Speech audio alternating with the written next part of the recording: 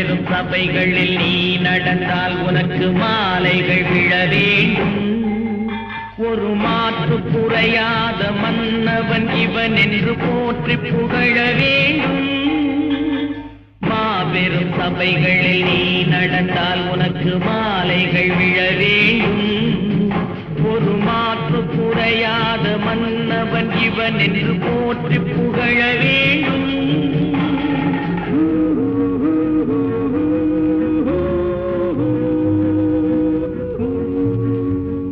உன்னை அறிந்தால் நீ உன்னை அறிந்தால் உலகத்தில் போராடலாம்.